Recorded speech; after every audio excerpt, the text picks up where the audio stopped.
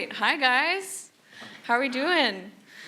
Good. It's nice to meet you all. Usually I'm in a chair down there with all of you, but today I'm up here. And we're going to talk about rhythm, which is quite ironic because I grew up in what I would consider to be like the most musical household ever. We had at least 3 guitars. We had a drum kit, an electronic drum kit, a grand piano. We even had a rain stick, you name it. It was in our living room. But to this day, I don't know how to play any of them. So when I was asked to speak to rhythm, I was like, oh my God, the universe is playing a cruel little joke on me. Very funny. But I'd like to share a little bit about my voyage in discovering my voice through art and design. I think I've always known I was a creative, as a lot of us have, and I've always been much more interested in making things and scribbling on walls than in people. And it took until about I think it was in grade 4, my elementary school asked me to actually scribble on the walls for real and paint a tree on the main hallway. And that was kind of like the debut of my creative career. That was my first mural project. And around the same time, I think I was 11, with the endless support of my parents and my creative persistence, I sold my first graphic t-shirt design. And I think that little Ella would be pretty proud to know that big Ella is 25 years old and still scribbling on walls and designing t-shirts as a living as a graphic designer. Since I was little, I've always known there was a great deal of power in my voice, but the trouble was that I spent most of my time hiding it rather than using it. It felt safer, I've always been, or I was so shy, like so uncomfortably shy that, I would get so flushed in the face. I've have people speak for me. Public speaking, I would have told you, was literally the most terrifying thing on planet Earth, like worse than dying. Anyways, I had such a hard time connecting with people generally, and I used to turn to art as a means to articulate a lot of the things that I couldn't otherwise. And one of my earlier memories of doing this was actually quite cute. I would design, I didn't know it was design at the time, I just thought it was like a fun project, but I would collage these banners, and I would recruit my siblings to help me campaign for when my parents came home from work. Usually, we wanted a puppy, but it was like the daily thing, But I didn't know it at the time, but I was beginning to understand the power of show, don't tell. And I was quite persistent about the puppy, but generally speaking, I was kind of discovering that I could ask or portray a certain thing through art without actually using my words.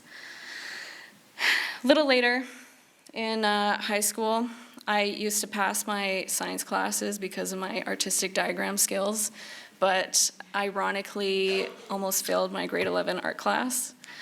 I don't exactly remember the whys and hows. High school was a bit of a blur, as I think it is for most.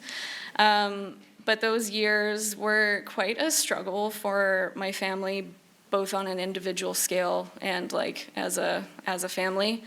It was quite a slog. It was a rough few years, the 2012 to 2016 era.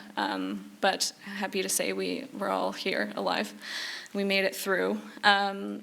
But despite, and I kind of turned to like shutting down and hiding even more, and that worked as it works. It did what it did at the time. And at the time, I was so grateful that I had this history of making art that I could turn to when I needed it. Ink and paper is always there for you when you need it, and the sketchbook really became like my safe holding space. Now, I always knew I wanted to be something creative, whatever that means, mostly because sciences were not my thing, and math, really was not my thing. So when I graduated high school, I pretty much gave myself 2 options, and that was either go to art school or travel. And then I got rejected from Emily Carr. So my, my decision was pretty easy from that point on. But I took 2 years off to kind of work, make enough money, and traveled for almost a full year. And during that time was really my intro into what self-advocacy meant. Because, something about being halfway across the world with no money, no cell service, and not knowing the local language has you learn pretty quickly that you need to come out of your shell in order to, get by and get where you need to go. But yeah, I put myself in these situations where it was pretty sink or swim. And I'm really grateful that I did because, that's the fastest way to learn. But I had to figure out what I needed in order to get me by and how to connect with the kind of people that I liked. And so meeting people in hostels, sip of water. Meeting people in hostels every day, it can be quite exhaustive, the amount of times that you have to introduce yourself, right? But having to do that over and over again was probably the best practice I could have asked for in getting to know what people cared about in storytelling. Plus, it had me get to a point where I didn't feel so uncomfortable in telling my own. I felt like I could really portray parts of this character called Ella that had people see themselves in her and had them connect instead of needing to hide from them. I was also starting to build back some optimism after that brutal blow in the way of my creative career. When you're gone for as long as I was gone, you run out of money, and I needed to figure out how to keep things going if I wanted to stay out. And I was fortunate enough to have used design and art at the time to keep that going, which really gave me a little of it was like the light came on in my head. I was like, oh, there's something here. I, for the first time, felt like there was value in what I had to provide, which was such a embodied learning that I don't think I could have learned otherwise. So in the end, I'm grateful Emily Carr rejected me, But the root of my self-advocacy really sprouted out of curiosity and being knowing there's more out there, but it didn't really take off until I realized that what I had was of value, that I was valuable. And so I came back from my travels wanting to learn for the first time in a long time.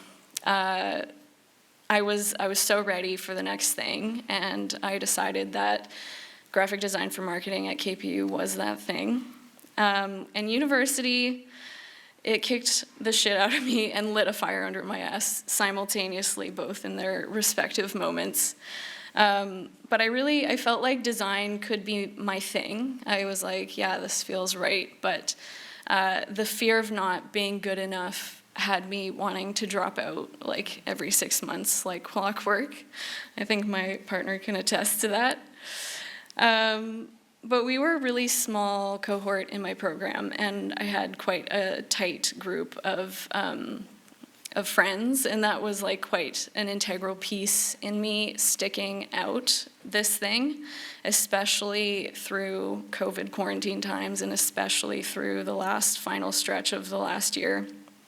Having a group of any people going through the same thing as you can be make or break, and I think, just generally community makes life so much more full, and that's why we're all here today, right? And funnily enough, my first Creative Mornings attendance was through COVID times. It was a mandatory class attendance, but I've never looked back since, so thank you, Marga. Yeah.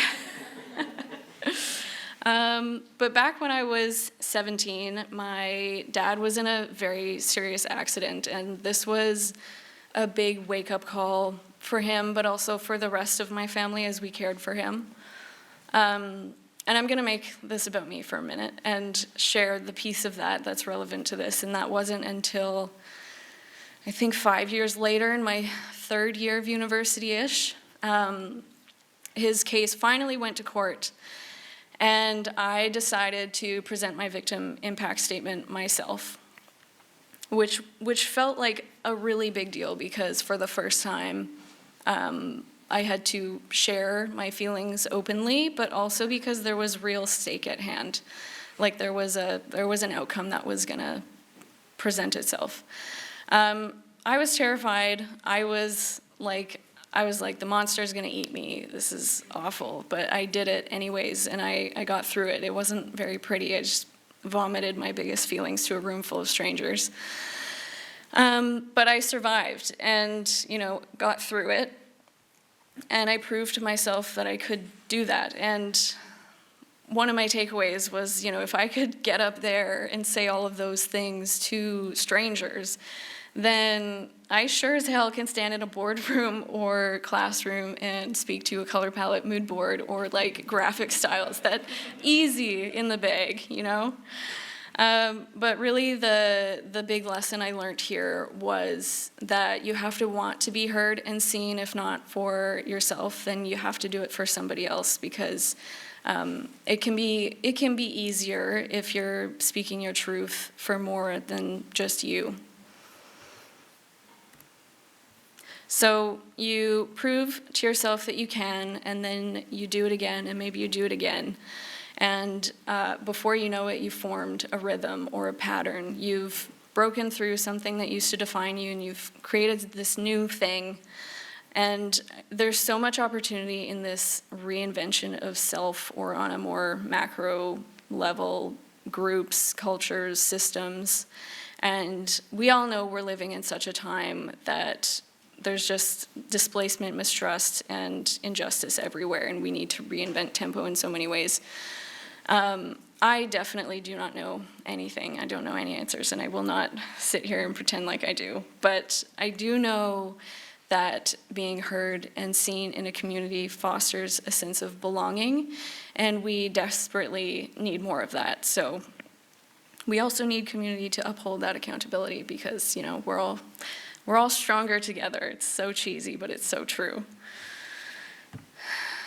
Now, I don't think the bones of my story are unique in any way. There's so many people that struggle to feel seen and heard in the world. But that's why it feels particularly important to talk about it. And I read this quote recently. I'm not sure who to attribute it to, but it said, "Creativity is a practice, not a talent." And, I think that same sentiment can be applied to just about anything. A sense of belonging, creativity is an evolution of practice. It takes these opportunities to reinvent tempo, take action, they take momentum, but we have to, make that first move. So fast forward, my last year of university, I had to decide on a capstone project, and this was like a big deal. It was like the thing I had worked up to my full 4 years, and at the time I was feeling the weight of the world on my back, And I went to my prof and kind of told him everything that was going on. I was like, what do I do? And he kind of looked at me. He was like, honestly, not everything has to be so hard all the time. Like, what sounds like the most fun to you? And I was like, full stop.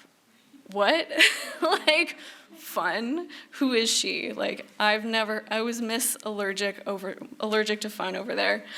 But yeah, it took me so aback. And in my last semester, we did a mentorship program.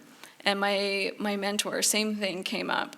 I was in a little sticky point, and he was like, just have fun with it. And I was like, what have I been missing out on this whole time? Like, you guys have just been having fun with it. And I honestly felt like a paradigm shift. Like, my whole being, everything in my life, my outlook, the quality of my design, just like, it just kind of took off in a direction. And that spring, those projects, I think it was 2 projects that I just had fun with, they won 4 Student Design Awards and 2 honorable mentions. So that was quite a nice little ego boost. But for so long, I was so used to hiding myself in like the big parts of myself and playing the comparison game and, making myself feel so small and jumping through all of these extra hoops just to kind of prove my skill. And in the end, all it took was somebody taking me out of my regularly scheduled programming to assure me that joy is enough. I was like, oh yeah, life can be easy sometimes.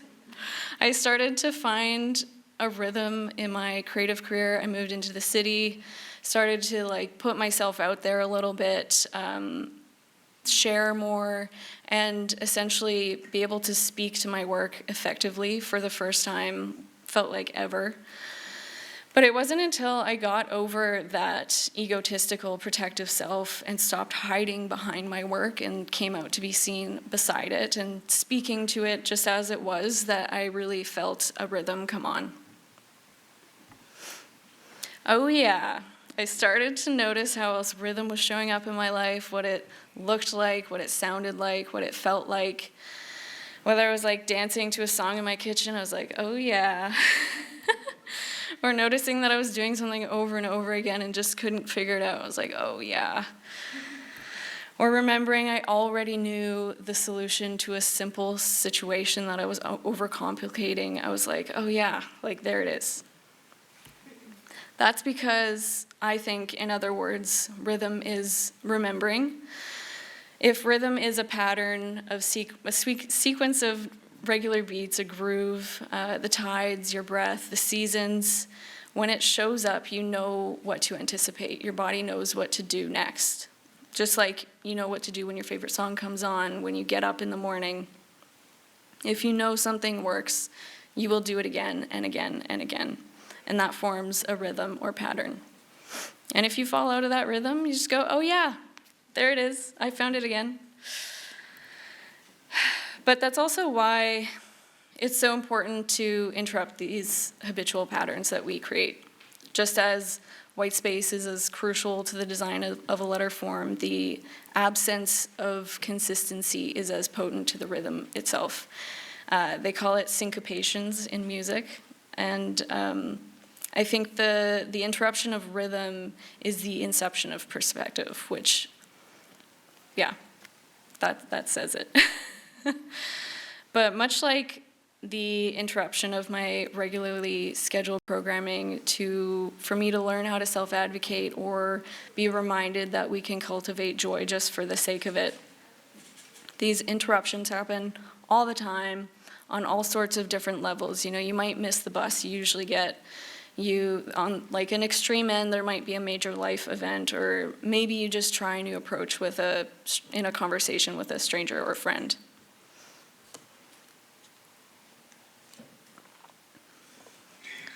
But when these interruptions happen, you have to see that there's an opportunity in front of you. You've got to make the decision to take a detour or carry on. And I'm not saying to ignore your fears or do something wild and crazy every time something happens to you. But my mom always says to pick an edge. And yeah, pick an edge. That's how I landed up here today. So this idea of resistance is really interesting to me. And I think we can learn so much from ourselves in that way. When I come up against something repeatedly that limits my ability to show up in the world, in my case, speaking, it tells me that there's substance on the other side, right? I'm definitely no scientist, but physics, if there's resistance, there's got to be equal force on the other side. So these things that make us uncomfy, that make us cringe or squeamish, that tells us, to me, that's a clue, right? There's something there for you to look at.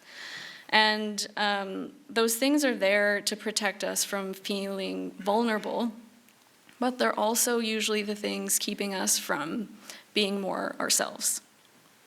So when those things show up, to me, speaking was my biggest thing. I was like, what does this say about my fears? What does it say about my values? And how can I, not let this programming run my life? Like, how can I be more me?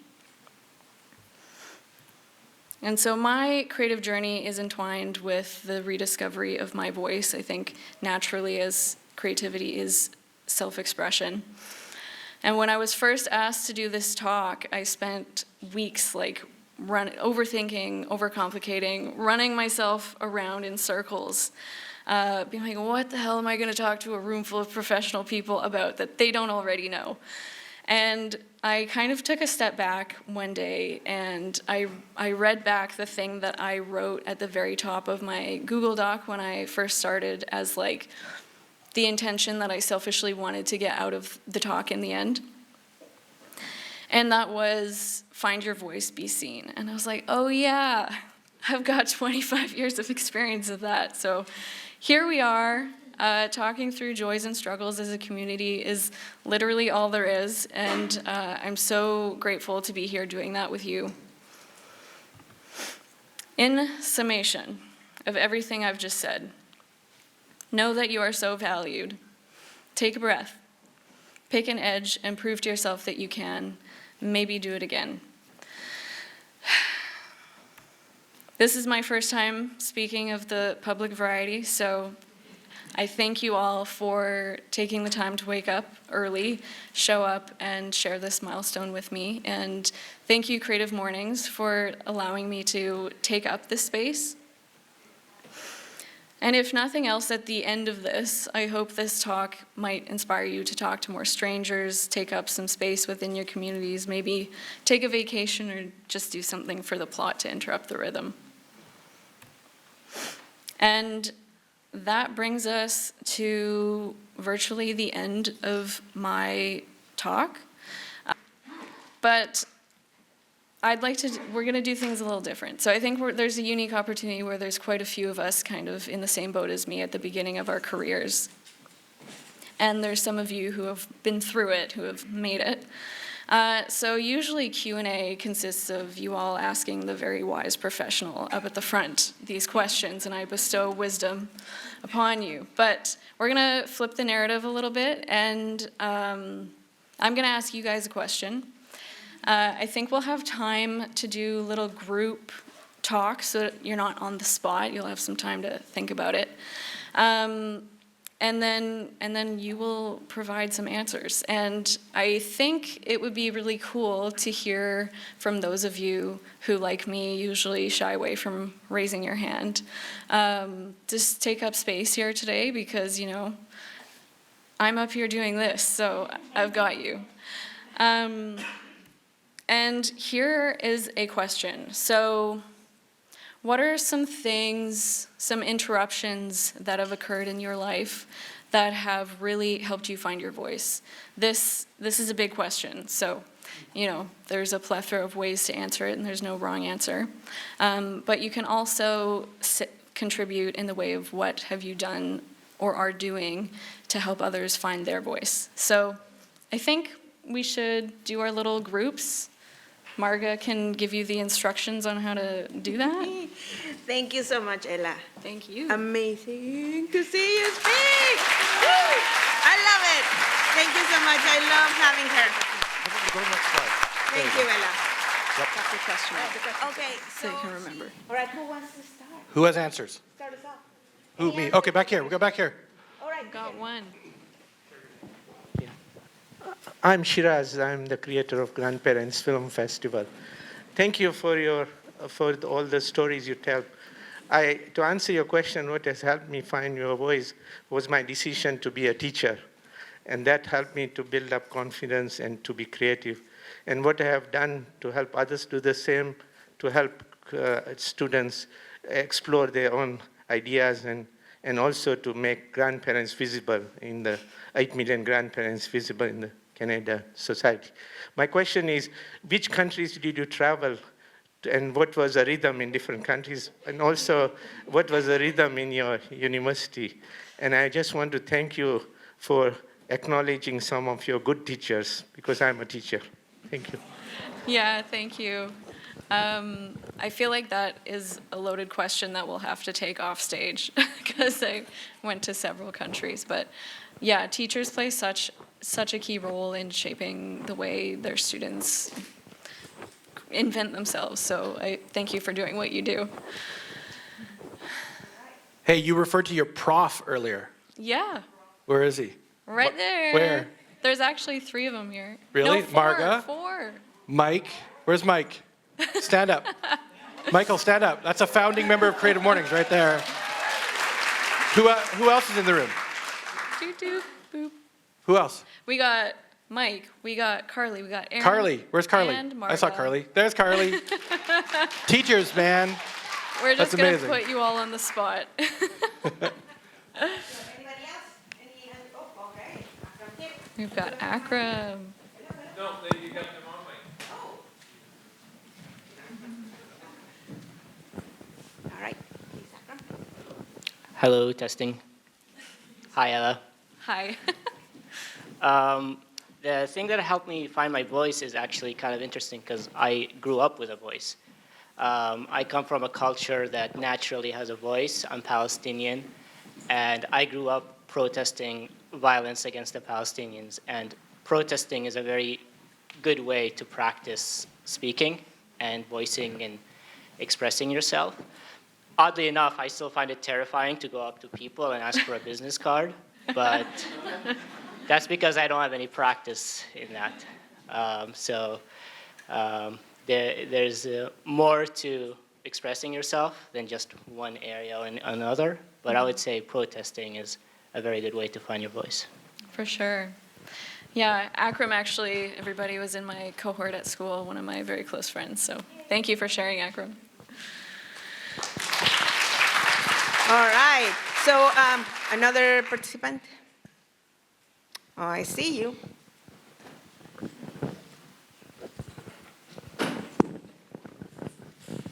So for me, I'm still in university, and when I started, I was like very shy and nervous about approaching people, but what helped me was that I would just force myself to go to all these events and activities, and then I realized I just really enjoyed it. And then I would just drag others to do the same thing, and then they also enjoyed it, and then, yeah, everyone was having fun. So that's what helped me. Awesome. Oh, hi. Oh, we got another one. Yeah, hi. So my name's David, and one of the things how I find my voice, and I'm constantly finding my voice, is, as we know, most art comes from trauma, and I work a lot with people, and people sometimes can be jerks. So what's helped me recently is reading a lot of Robert Greene and his books, because that's giving me insight into how people work, and also reading more about mental health and all the different variations thereof, and working with my own psychiatrist to kind of go, oh, okay, I'm getting it. So that's helping me find my voice as I realize, okay, it's not all my fault, but it is my fault as well. That's good. That's a really dark voice talking to you there. All right. Anybody else? Any other? Wait, oh, over there. Oh, God. Hi. I'm also very shy, but okay, so how did I find my voice? Moving here to Canada. So I'm from Venezuela, so moving to another country without my family, had to find my own rhythm in life, and, just find myself as a person living far away from my family. And I guess I help others by supporting them. Most of my friends are immigrants as well. So, and also thing I really liked what you said about how you have rhythm in life and how you have to break it. My husband and I, last year, we traveled 3 months to Mexico, and next year, we're going to go on a 3-month van trip. So I'm really excited about what you did. So maybe you could talk about that later. Yeah. So thank you. Yeah, thank you. That would be awesome. All right. What is the name of your van? Vanuel. Vanuel. Well, It's a great name. you know what? I think being an immigrant is a superpower. So yeah. It is. All right. It is. Are we good with time? Should we just? Let's do one more from one over more. here. Okay. Thank you. Thanks very much for your presentation. I just wanted to say, I think what helped me find my voice, along with some of my friends, is role-playing in the form of Dungeons & Dragons and tabletop games. Because I really think that it's like real-time storytelling for adults of any age, actually. And it's the bomb. And I was going to ask you, you said you're maybe not a math person, but is there any way that you find that you, in your cognitive processes, to any extent, leverage mathematics, even in a way that you didn't really anticipate? For sure. I mean, when I'm adding up my grocery bill, yes. But yeah, I'm sure I use those skills all the time on different levels. So I appreciate the poking me. Okay, I have a special request, and I'm going to just have to do it because it's Jonathan. I think finding your voice comes from, yes, teaching, but also volunteerism. And that's a great segue into what have you done to help others. And being part of the team that put Creative Mornings together, it's a great shout out right now to Mark and the team and all those new volunteers that are doing this and giving everyone a platform for that voice.